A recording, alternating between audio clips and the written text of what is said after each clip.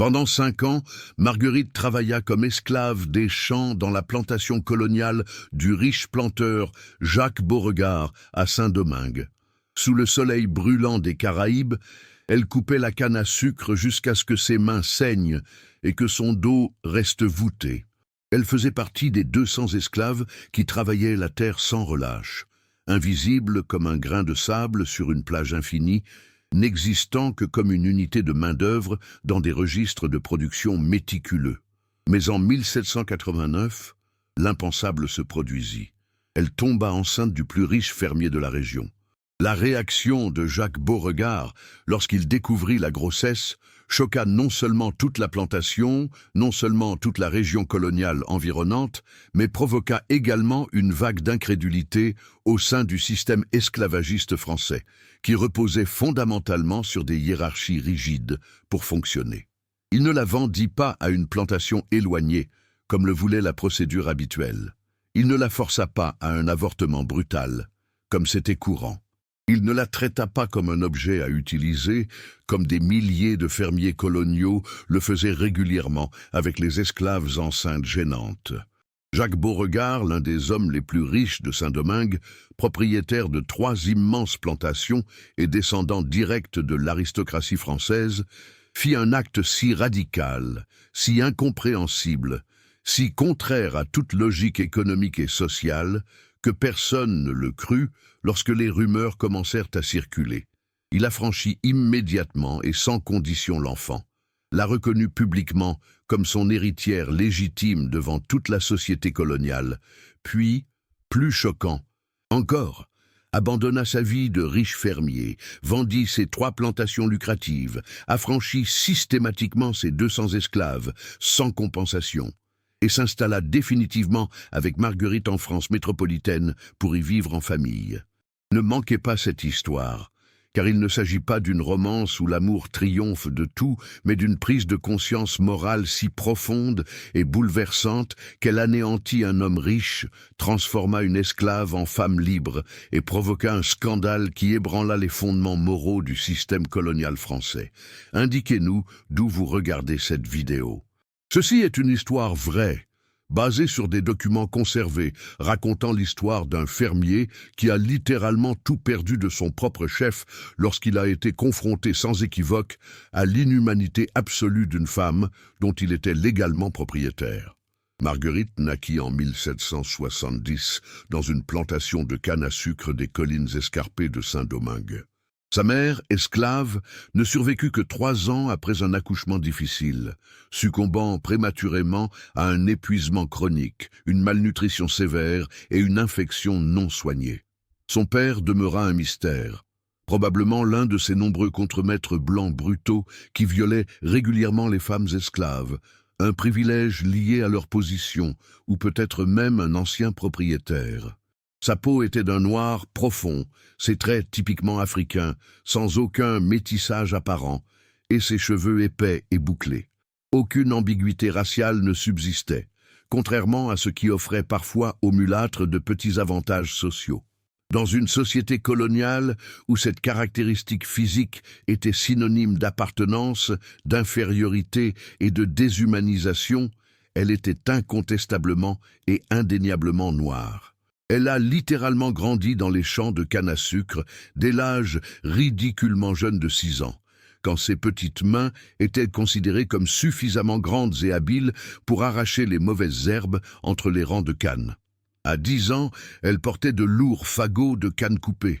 À 15 ans, elle coupait la canne à la machette du matin au soir, sous la surveillance brutale de contremaîtres armés de fouets.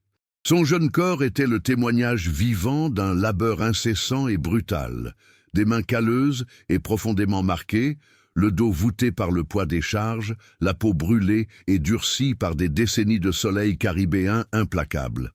Elle ne connaissait rien d'autre que le travail épuisant, la douleur physique constante et une survie précaire au jour le jour, mesurée heure par heure. En 1784, la plantation où Marguerite travaillait depuis son enfance fut vendue à Jacques Beauregard, un homme de seulement 32 ans, qui venait d'hériter d'une fortune considérable de son père. Jacques était extraordinairement riche. Même pour l'élite coloniale, il possédait 3 plantations distinctes à Saint-Domingue, totalisant plus de 1000 hectares de terres cultivées, employait, ou plus précisément possédait, 600 esclaves répartis sur ces 3 propriétés et produisait chaque année du sucre et du café d'une valeur impressionnante de 400 000 livres.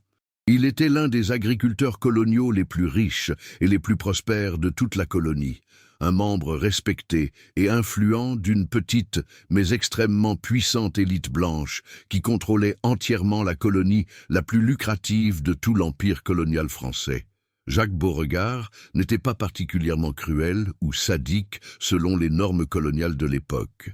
Il ne fouettait pas personnellement les esclaves par plaisir, contrairement à certains propriétaires de plantations tristement célèbres. Il prenait en charge les soins médicaux de base lorsque les esclaves tombaient malades, car ils représentaient un investissement précieux qu'il fallait préserver. Il leur permettait même d'entretenir de petits potagers individuels pour compléter les maigres rations officielles. Mais il n'était certainement pas non plus bienveillant ou humanitaire. Il était fondamentalement pragmatique et calculateur. Il considérait les esclaves comme un capital humain qu'il fallait exploiter au maximum. Une brutalité excessive et gratuite réduisait la productivité par les blessures et détruisait le moral. Toute forme de bienveillance au-delà du strict minimum était un gaspillage économique irrationnel. Il maintenait un équilibre soigneusement calculé entre la violence nécessaire pour exercer un contrôle total et les soins minimaux requis pour maintenir les travailleurs en vie et en activité le plus longtemps possible. Pendant 5 années entières, de 1784 à 1789, Marguerite travailla sans relâche dans les vastes champs de canne à sucre de la principale plantation de Jacques, sans que celui-ci ne remarque même de loin son existence en tant qu'individu. Elle n'était qu'un numéro dans des registres d'inventaire méticuleux, une unité de travail anonyme dans les calculs de productivité, rien de plus. Jacques parcourait parfois les champs à cheval, inspectant le travail et la production, mais daignait rarement regarder les visages individuels des esclaves, transpirants et épuisés. Pour lui, comme pour l'immense majorité des propriétaires coloniaux, les esclaves étaient une masse indistincte, non des individus distincts, dotés d'une identité, d'une histoire ou d'une humanité reconnaissable. Mais en mars 1789, un événement précis et traumatisant mit fin à cette invisibilité totale. Jacques inspectait les opérations à la sucrerie centrale lorsqu'un terrible accident se produisit. La main d'un esclave se retrouva brutalement prise dans les engrenages massifs de la broyeuse. Des cris de douleur résonnèrent dans toute l'usine.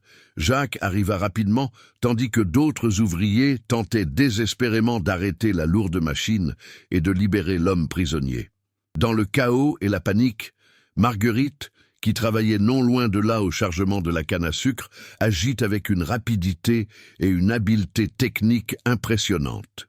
Elle saisit une lourde barre de fer appuyée contre un mur et la força avec précision entre les engrenages, créant un levier exact, au point critique qui força le mécanisme à s'ouvrir suffisamment pour extraire l'homme.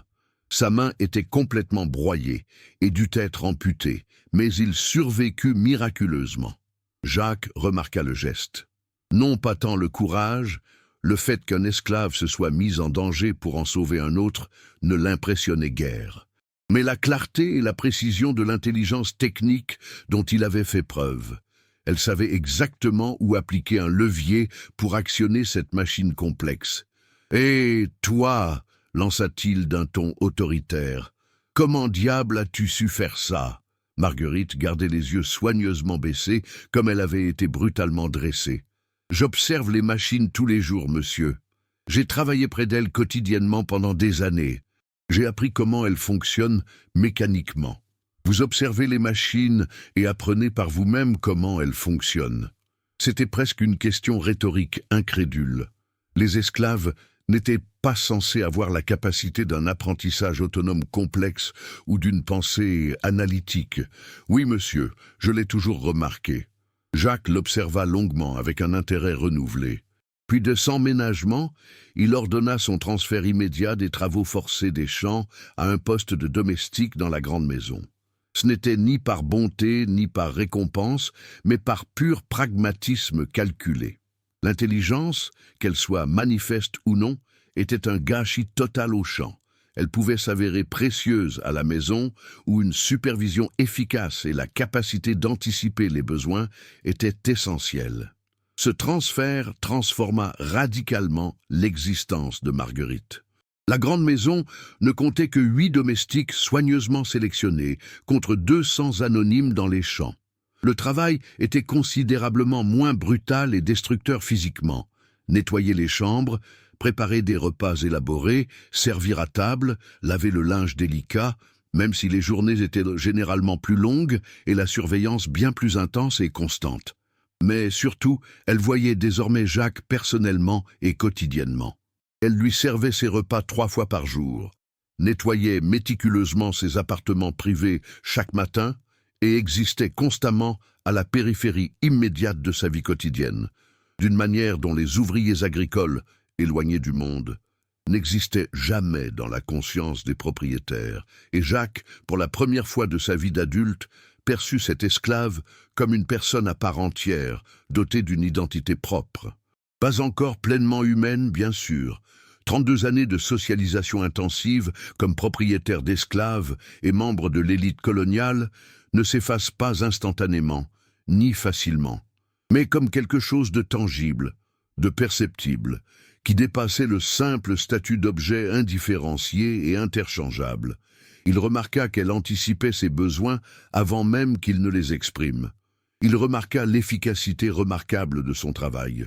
Il commença à lui poser de temps à autre de brèves questions, des questions simples sur le fonctionnement de la maison, des indications sur ses préférences, voire parfois des remarques anodines sur la météo ou l'actualité. Marguerite, dont l'instinct de survie avait été aiguisé par 20 années passées à affronter les dangers mortels de l'esclavage, perçut une infime mais réelle opportunité. Elle y répondit systématiquement avec une profondeur qui dépassait largement les simples monosyllabes obéissantes. Lorsqu'il mentionna, l'air de rien, un problème inquiétant de détérioration du sucre stocké, elle fit remarquer timidement, mais clairement, qu'elle avait constaté des infiltrations d'eau évidentes dans le toit de l'entrepôt lors des dernières fortes pluies. Il vérifia cette observation, la trouva parfaitement exacte et remédia immédiatement aux problèmes structurels, sauvant ainsi des milliers d'affranchis. De petites interactions comme celle-ci s'accumulèrent peu à peu au fil des mois. En août 1789, alors que la Révolution française éclatait à Paris avec la prise de la Bastille, une nouvelle qui mettrait des semaines à parvenir à la colonie isolée d'outre-Atlantique, Jacques convoqua Marguerite dans ses appartements privés tard dans la nuit. Elle s'y rendit avec une peur familière et profondément ancrée. Elle savait exactement ce que signifiait généralement une convocation nocturne et privée, par expérience avec d'autres femmes réduites en esclavage. Et elle avait en partie raison dans ses craintes. Il l'utilisa sexuellement sans ménagement, non pas avec une violence particulièrement sadique, mais sans la moindre considération pour son consentement, puisqu'elle était légalement sa propriété. Mais comme dans d'autres cas historiques similaires, quelque chose de véritablement différent et inattendu suivit l'agression. Il parla longuement. Il évoqua les pressions croissantes liées à la gestion efficace de 3 plantations géographiquement dispersées, la concurrence accrue avec les autres agriculteurs, la profonde solitude existentielle de sa condition, un homme extraordinairement riche, mais sans famille proche ni amis véritables, constamment entouré de flatteurs sans scrupules et d'opportunistes calculateurs. Ce schéma s'est installé progressivement au cours des mois suivants. 2 voire 3 fois par semaine, Jacques convoquait Marguerite dans ses appartements. Toujours des rapports sexuels d'abord, toujours sans égard pour son consentement, car elle restait sa propriété légale. Mais ensuite s'ensuivaient des conversations qui s'approfondissaient et s'allongeaient peu à peu. Il commença à solliciter explicitement son avis sur la gestion de la plantation, sur l'efficacité opérationnelle, voire sur les décisions commerciales. Elle répondait toujours avec prudence, mais avec une intelligence remarquable qui l'impressionnait de plus en plus. Au fil de ces interactions répétées, quelque chose de fondamental commença à changer chez Jacques.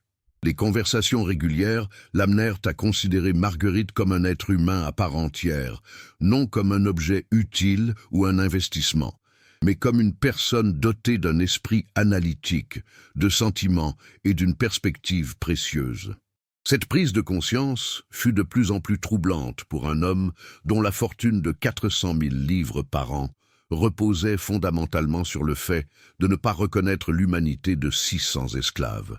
Il commença à ressentir un malaise moral croissant, qu'il ne parvenait ni à nommer, ni à exprimer clairement, mais qui grandissait inexorablement.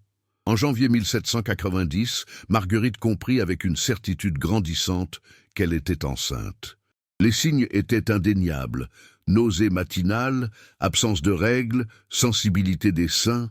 Elle attendit patiemment d'en avoir la confirmation médicale, 3 mois complets, puis l'annonça à Jacques lors d'une de leurs séances nocturnes habituelles. « Monsieur, je dois vous informer de quelque chose d'important. Je suis enceinte de 3 mois. L'enfant est incontestablement le vôtre. » Jacques se figea complètement, tout son corps tendu. Pendant de longues secondes, il ne laissa rien paraître. Puis, d'une voix maîtrisée, « Vous en êtes absolument sûr? 3 mois, c'est certain, monsieur. Les signes sont indéniables. » Un silence pesant et lourd régnait dans la pièce. Jacques savait exactement ce qu'il devait faire, conformément aux normes coloniales et aux attentes sociales. Vendre Marguerite, enceinte, à une plantation lointaine où elle disparaîtrait, ou la forcer à avorter par les méthodes brutales disponibles, ou tout simplement l'ignorer, laisser naître esclave, une main-d'œuvre de plus dans 15 ans. C'était la pratique courante et systématique des fermiers coloniaux. C'est ce que son père avait fait lui-même à d'innombrables esclaves enceintes pendant des décennies. C'était l'ordre établi, la procédure standard, l'attente universelle. Mais pour la première fois de sa vie d'adulte, Jacques hésita profondément. Car, au fil des mois de conversations de plus en plus intimes et révélatrices, quelque chose s'était produit qu'il n'avait ni prévu ni anticipé. Il avait commencé à voir Marguerite comme un être humain authentique et indéniable, non pas de façon abstraite ou philosophique, mais viscérale et concrète.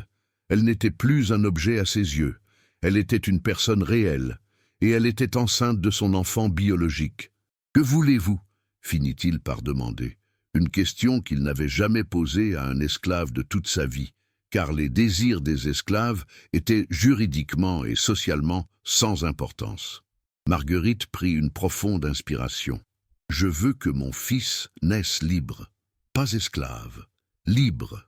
Un enfant né d'un esclave naît automatiquement esclave aux yeux de la loi. C'est parfaitement clair, à moins que la mère ne soit officiellement libérée avant la naissance.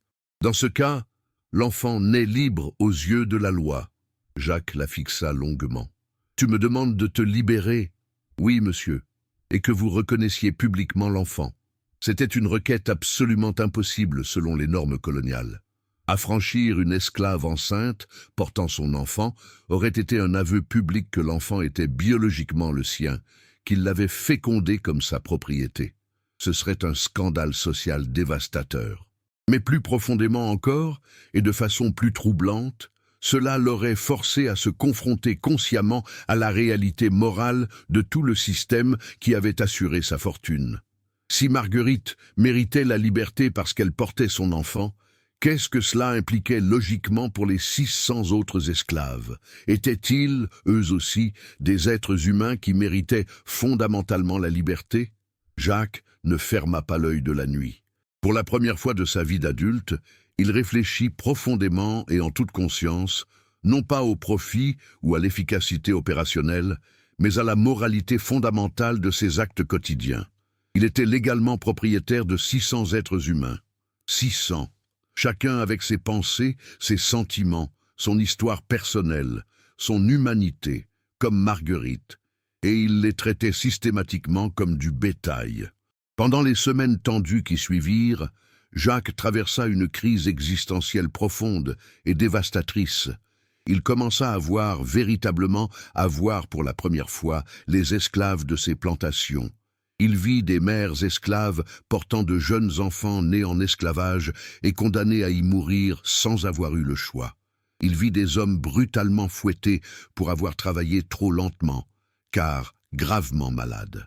Il vit des enfants de 6 ans à peine travailler dans les champs sous le soleil impitoyable des Caraïbes. Et pour la première fois de sa vie, il ne put moralement justifier cet état. Tous les arguments avancés par la société coloniale pour se défendre, l'infériorité naturelle des Africains, l'ordre naturel de l'esclavage, sa nécessité économique absolue, sonnèrent comme un vide abyssal lorsqu'il posa les yeux sur Marguerite, enceinte de son enfant, aussi manifestement et indéniablement humaine que lui. En mars 1790, Jacques prit une décision qui allait stupéfier tous ceux qui le connaissaient. Il fit venir un avocat colonial et se mit à préparer méticuleusement de nombreux documents juridiques. Premièrement, la libération formelle et inconditionnelle de Marguerite. Deuxièmement, la reconnaissance publique et explicite de sa paternité de l'enfant à naître. Troisièmement, et c'est là que commença ce qui, selon les normes coloniales, aurait semblé être une véritable folie, des instructions formelles pour engager des poursuites judiciaires afin de vendre ces 3 plantations florissantes. Lorsque la nouvelle commença inévitablement à filtrer par les réseaux de rumeurs coloniaux, la réaction fut une incrédulité totale. Jacques Beauregard vend toutes ses plantations? C'est impossible, il est littéralement l'un des fermiers les plus riches de toute la colonie. Lorsqu'ils apprirent la raison précise, qu'il affranchissait son esclave enceinte et reconnaissait publiquement l'enfant, l'incrédulité fit place à un profond choc et à un véritable scandale. Ses amis et associés ont interpellé Jacques avec urgence et fureur. « Avez-vous complètement perdu la raison ? Libérer un esclave, reconnaître publiquement un bâtard métis, vendre des plantations valant une fortune, toute votre vie est en train de s'écrouler. Peut-être que ma fortune, répondit Jacques avec un calme inquiétant, s'est construite fondamentalement sur quelque chose que je ne peux plus justifier moralement à mes propres yeux. La moralité, s'exclama un fermier voisin, incrédule. Vous parlez sérieusement de moralité concernant les esclaves. Ce sont des biens légaux, des outils économiques, pas des êtres humains égaux. Marguerite est parfaitement humaine, dit Jacques d'un ton simple mais ferme. Aussi humaine que vous et moi, sans aucun doute. Et si elle est humaine, alors logiquement tout le monde l'est. Et si tout le monde est humain, alors ce que nous faisons ici de manière systématique est objectivement monstrueux. C'était une déclaration révolutionnaire, un suicide social et économique dans la société coloniale. Toute l'élite blanche reposait entièrement sur une hiérarchie raciale rigide et indiscutable. Jacques remettait ouvertement en cause les fondements mêmes de l'ordre social. Il fut immédiatement et totalement ostracisé. Les contrats commerciaux furent annulés unilatéralement. Ses amis rompirent tout lien social. L'Église coloniale refusa catégoriquement de baptiser un enfant à la naissance, à moins que le père ne nie publiquement et formellement sa paternité. Mais Jacques ne céda pas le moins du monde. En avril 1790, Marguerite fut officiellement et légalement affranchie. Les documents officiels stipulaient « Marguerite, anciennement esclave de Jacques Beauregard, est par la présente officiellement et définitivement affranchie sans condition. » En juin 1790, à la naissance d'un enfant, une fille en bonne santé que Jacques insista pour nommer symboliquement Liberté, il fit enregistrer publiquement et officiellement « Liberté, fille reconnue de Jacques Beauregard et de Marguerite, femme de couleur libre ». Le scandale prit une tournure dramatique lorsque Jacques annonça publiquement sa décision suivante, tout aussi incompréhensible. Il affranchissait systématiquement les 200 esclaves de sa principale plantation. Non pas en les vendant à d'autres propriétaires, mais en les affranchissant définitivement, sans aucune compensation financière, en les déclarant simplement libres. C'était économiquement désastreux et socialement inacceptable. Les autres fermiers étaient furieux et terrifiés. Libérer 200 esclaves simultanément créait un précédent extrêmement dangereux. « Vous allez déclencher une rébellion massive, s'écrièrent-ils, paniqués. Les esclaves des autres plantations réclameront aussi leur liberté. Tout le système s'effondrera. Peut-être que le système devrait s'effondrer, répondit calmement Jacques. Les autorités coloniales officielles tentèrent désespérément d'empêcher les libérations massives, arguant qu'elles déstabiliseraient gravement l'économie coloniale. Mais Jacques disposait d'importantes ressources juridiques et persévéra sans relâche. Finalement, grâce à des pots de vin considérables et à ses relations politiques, il obtint gain de cause. 200 esclaves furent officiellement affranchis en août 1790. La réaction des personnes nouvellement affranchies fut profondément mitigée et complexe. Joie de la liberté, évidemment, célébration intense, mais aussi une terreur véritable. Comment allait-elle survivre ? Elle n'avait ni terre, ni argent, ni outils, ni ressources. La liberté sans moyens économiques équivalait presque à une lente condamnation à mort. Jacques le comprenait parfaitement. Il vendit 2 de ses 3 plantations prospères et utilisa des fonds importants pour acheter une petite parcelle de terre pour chaque famille affranchie, fournir des outils agricoles de base et des provisions pour 6 mois. Ce n'était pas un acte de pure générosité ou d'altruisme, mais une tentative consciente de réparation pour atténuer, même partiellement, les dommages considérables causés par l'esclavage. En septembre 1790, Jacques avait vendu toutes ses propriétés coloniales. Sa fortune, qui lui rapportait 400 000 livres par an, s'était réduite à environ 150 000 livres de liquidités disponibles, une fortune certes toujours considérable, mais une fraction de ce qu'il avait possédé auparavant. Avec ce capital réduit, il s'installa définitivement avec Marguerite et la jeune Liberté en France métropolitaine, à Bordeaux. Son arrivée à Bordeaux provoqua un scandale inédit. Jacques Beauregard, riche et illustre propriétaire terrien colonial, débarquant publiquement avec une ancienne esclave noire et une fille métisse qu'il déclarait ouvertement être la sienne. La haute société bordelaise fut profondément choquée et indignée. Les aristocrates refusèrent catégoriquement de le recevoir. Les marchands hésitaient à faire affaire avec lui. Il a ruiné sa réputation et sa fortune pour une esclave noire, murmurait-il, mêlant incrédulité et mépris. Mais Jacques ne chercha ni à le cacher ni à le minimiser. Il acheta une maison modeste, mais confortable, et non un hôtel particulier, il ne recherchait pas l'ostentation, s'installa ouvertement avec Marguerite et Liberté et vécut publiquement comme une famille, à l'exception du mariage légal. Ils ne se marièrent pas officiellement. Les barrières juridiques et sociales étaient encore très importantes, même en 1790. Mais ils vivaient comme des partenaires, à part entière, hormis leur nom légal. Jacques fit aussi quelque chose de plus significatif. Il se mit à écrire abondamment. Il publia des pamphlets et de longs essais sur l'immoralité fondamentale de l'esclavage, fondés non sur une théorie morale abstraite, mais sur une expérience directe et viscérale. « J'ai possédé 600 êtres humains », écrivit-il. « Je les ai systématiquement traités comme des biens économiques. Je justifiais moralement cela par des arguments économiques et des théories raciales pseudo-scientifiques.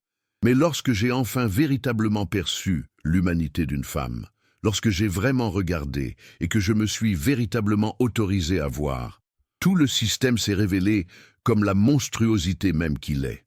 Je ne peux pas effacer des années de dégâts que j'ai causés. Mais je peux témoigner de la vérité. L'esclavage n'est pas une institution économique neutre. C'est un crime moral dévastateur contre l'humanité.